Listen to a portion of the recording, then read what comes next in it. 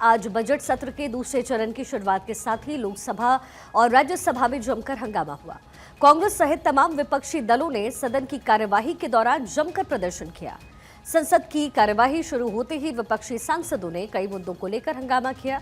विपक्ष ने मणिपुर मुद्दे, अमेरिकी टैरिफ, वक्फ संशोधन विधेयक, राष्ट्रीय शिक्षा नीति यानी एनईपी में 3 भाषा नीति और फाइनेंस बिल समेत कई मुद्दों को लेकर के जोरदार हंगामा किया।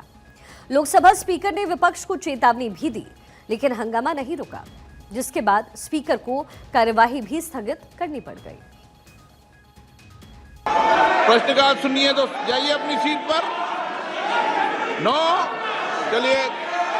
माननीय सभापति महोदय, वह तरीका अगर अपनाएंगे तो मुझे कार्रवाई करनी पड़ेगी इधर करके, ठीक नहीं है ये।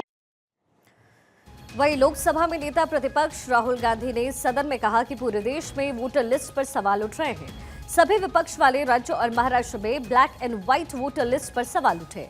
पूरा विपक्ष मिलकर के ये कह रहा है कि वोटर लिस्ट पर सदन में चर्चा होनी चाहिए।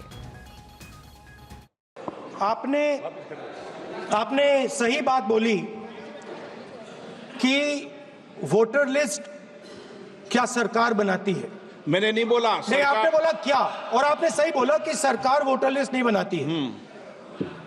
मगर पूरे देश में वोटर लिस्ट पर सवाल उठ रहे हैं। हर स्टेट में, हर ऑपोजिशन के स्टेट में और महाराष्ट्र में black and white voter list पे सवाल उठे हैं। तो पूरा ऑपोजिशन मिलकर सिर्फ ये बोलने दीजिए, पूरा ऑपोजिशन सिर्फ मिलकर ये कह रहा है कि वोटर लिस्ट पे यहां पे एक डिस्कशन हो जाए। ओके। आप बनाते नहीं हो, इसको हम एक्सेप्ट कर रहे हैं, आप डिस्कशन तो कीजिए। आनंद भदौरिया जी। Okay, good.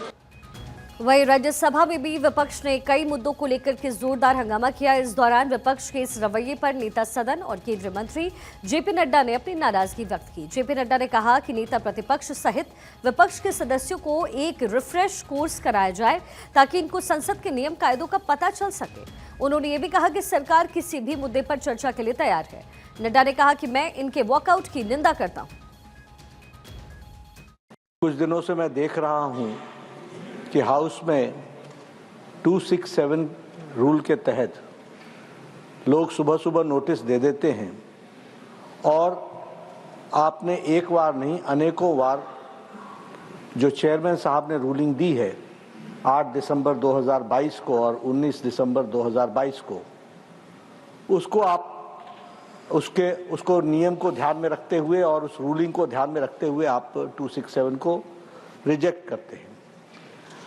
ये जो प्रथा है ये कहीं ना कहीं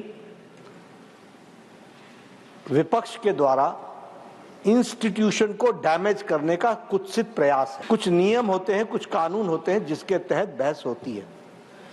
अगले 10 दिनों तक अभी बजट के हर सब्जेक्ट पर डिस्कस होनी है। हम लोग डिस्कशन के लिए तैयार हैं। उसमें सबको बहुत मौका मिलने वाला है। इनकी समय संख्या के साथ जितना भी मौका मिलेगा इनको मिलेगा।